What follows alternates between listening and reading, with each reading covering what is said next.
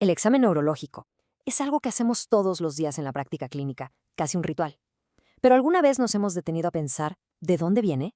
Sus orígenes no son una simple lista de procedimientos para nada, son una increíble historia de descubrimiento, de una brillante deducción que se fue construyendo pieza por pieza a lo largo de décadas. Bienvenidos al canal educativo de la Escuela Militar de Medicina de México. Muy bien, pues vamos a sumergirnos en esta reconstrucción de la exploración neurológica moderna. Vamos a armarla tal como un clínico lo haría, pieza por pieza. Empezaremos con los pares craneales, de ahí seguiremos con los reflejos y la fuerza motora. Luego nos adentraremos en el cerebelo y el examen sensorial, para terminar con la prueba que lo integra todo, la estación y la marcha.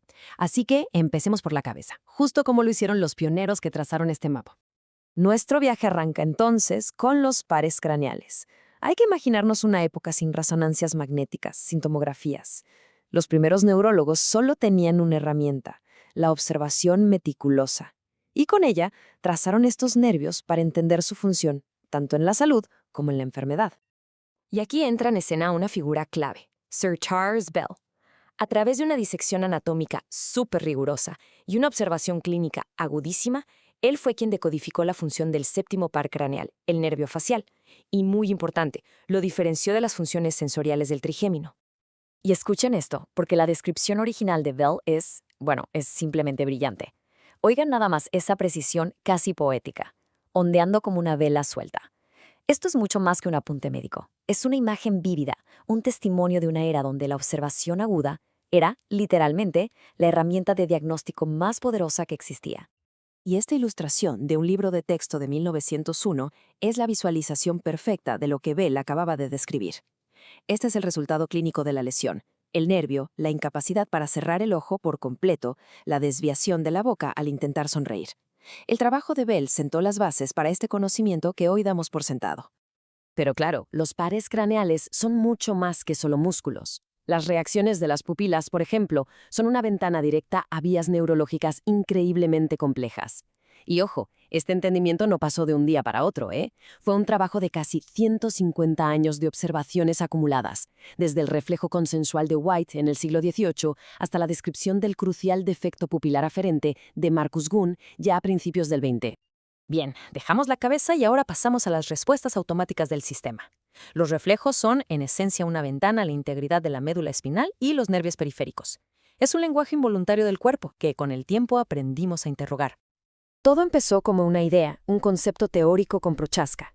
Pero el poco más de un siglo, gracias a la distinción clave de Mangendi y la descripción del reflejo rotuliano por Erd y Westphal, se convirtió en una piedra angular del diagnóstico. Y todo esto culminó con uno de los signos más icónicos de toda la neurología. Y entonces llega 1896, y con él un verdadero parteaguas. Joseph Babinski describe el fenómeno de Sortei con una claridad asombrosa. ¿Y por qué fue tan importante? Porque por primera vez ofrecía un signo físico objetivo para distinguir una parálisis causada por una lesión cerebral real, lo que llamamos orgánica, de una parálisis histérica, que en esa época se consideraba de origen psicológico. Fue un cambio de paradigma total. ¿Y esto que ven aquí? ¡Wow! Esta es la primera vez que el signo fue documentado con una fotografía. Esto marca un cambio fundamental. Ya no era solo la palabra del médico, ahora era evidencia visual, objetiva, reproducible, que podía ser compartida y estudiada por todos. Hay que entender que los primeros neurólogos eran sobre todo muy prácticos e ingeniosos. Esta imagen nos muestra la técnica de Gowers para obtener el reflejo aquilio. Si no se obtenía una buena respuesta, pues se cambiaba la posición para maximizar el estiramiento del tendón. Todo se trataba de estandarizar la técnica para obtener un resultado confiable.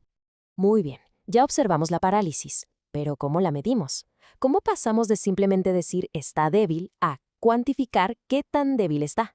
Ese fue el siguiente gran desafío: desarrollar un sistema objetivo para evaluar la fuerza motora. La solución llegó en 1943. Y la genialidad de la escala del British Medical Research Council está en su simplicidad y en lo fácil que es reproducirla. Al crear una escala de 0 a 5, desde cero contracción hasta fuerza normal, se estableció un lenguaje universal. De repente, un médico en Londres y otro en la Ciudad de México podían hablar exactamente el mismo idioma para describir la debilidad de un paciente. Y sigue siendo el estándar de oro hoy en día. Ahora, de la fuerza bruta, pasamos a la fineza, a la coordinación. Nos metemos de lleno en la sinfonía del movimiento, el examen cerebeloso. Su función se fue desentrañando a través de una combinación de experimentos en animales y, sobre todo, la observación clínica de pacientes con lesiones. Y lo que es fascinante es que cada una de las pruebas que hacemos hoy tiene su origen en una observación clave. Babinski, de quien ya hablamos, fue quien identificó la disdiadococinesia, esa incapacidad para hacer movimientos rápidos y alternados. Luego, Stewart y Holmes describieron el fenómeno de rebote. Y el propio Holmes, observando a soldados heridos en la Primera Guerra Mundial, caracterizó la hipotonía. O sea, cada prueba es una pregunta muy específica que le estamos haciendo al cerebelo. Ahora entramos en un terreno, digamos, más subjetivo de la exploración, el examen sensorial. Aquí se establece un diálogo con la percepción del paciente para poder mapear las vías del tacto, el dolor y la posición. El mapa de los dermatomas es un ejemplo perfecto de cómo avanza la ciencia. Primero, Sherrington hizo un trabajo fundamental, súper meticuloso, en monos. Décadas más tarde, Otfried Foerster, estudiando pacientes con heridas de guerra y con herpes zóster, pudo trazar el mapa dermatómico humano que usamos hasta el día de hoy, de la fisiología animal a la cruda realidad de la patología humana. Y finalmente llegamos a la prueba que lo integra absolutamente todo, la estación y la marcha. Es como el gran final, donde múltiples sistemas, el motor, el sensorial, el cerebeloso y el vestibular, deben trabajar en perfecta armonía. Ok, hablemos del test de Romberg. Es una de las pruebas más elegantes y también de las más mal interpretadas. Y aquí está el punto clave. No es una prueba de función cerebelosa. No lo es. Es una prueba de propiocepción, o sea, el sentido que tiene nuestro cuerpo de su propia posición en el espacio.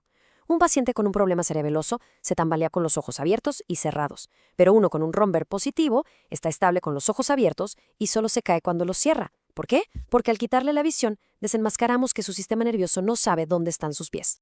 Entonces, al final de este recorrido, ¿qué nos queda? Nos queda claro que el examen neurológico no es una colección de trucos o de nombres raros. Nació y evolucionó como un método de análisis fisiológico en vivo. Cada maniobra, cada reflejo que probamos, es una pregunta que le hacemos al sistema nervioso, una pregunta que fue validada al correlacionar la función en vida con la anatomía en la autopsia. Y todo esto nos lleva a una pregunta final, una que es bastante provocadora. En nuestra era de resonancias magnéticas de ultra alta definición, ¿de verdad sigue importando esta exploración física que tiene más de 100 años?